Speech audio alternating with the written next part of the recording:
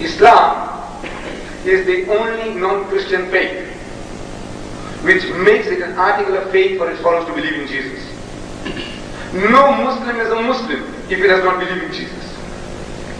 Believe me, you meet any Muslim and you ask him, do you believe in Jesus? He says, no, he is not a Muslim. He might be a Hindu, he might be an atheist, he can be an agnostic or whatever, he is not a Muslim. It's an article of faith. We have to believe in this mighty messenger of God, Jesus Christ. We believe that Jesus was one of the mightiest messengers of God. We believe in his miraculous birth, which many modern day Christians don't believe today. Your Orthodox churches, the Anglican Church, their bishop, they don't believe in the Immaculate Conception. Many of them, they don't.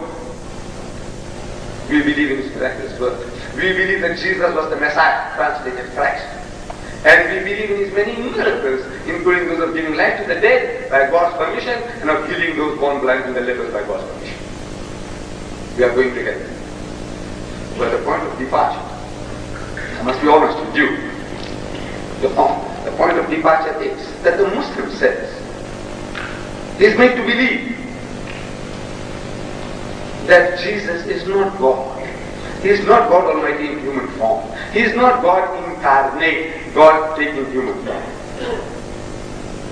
Because God does not become a man. This is a Hindu idea. My ancestors, the Hindus. I'm an Indian.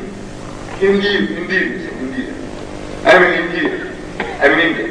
My ancestors were Hindus for 5,000 years. And we believed in endless incarnations. We believed. My people, they still believe. This Rama, same spelling as Rama Majari, hyper Rama. No, you can't forget.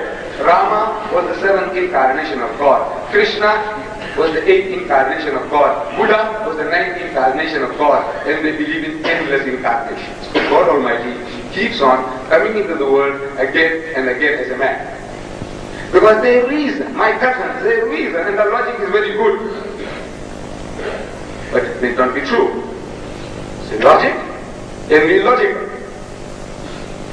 They reason that God Almighty is so pure, is so holy, is absolute holiness, like a holy robo. Now this holy robo, what does he know how I feel when I see a beautiful young thing? Does he feel the right way? Probably not. So how can he tell me, thou shalt not commit adultery, thou shalt not covet thy neighbor's wife? What does he know what is to covet? So to be qualified, he must come down to earth. He must be born like any other human child. And while he is growing up, in the absence of his father, somebody is trying to make love to his mother. And you know how it feels. He's a helpless little fellow. But you know how it feels. As he's growing up, somebody wants to make love to his sister. You know how it feels. He's married. Somebody wants to seduce his wife. Now you know how it feels. So he's qualified. Now he becomes qualified to tell you, thou shalt not commit adultery. Thou shalt not covet thy neighbor's wife. So to be qualified, he must become a man. Like somebody jokingly spoke about His Holiness, the Pope.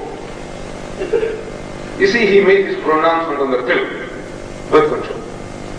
So some cynic, in his church, remarked that the guy who doesn't play the game, what right has he to lay down the rules?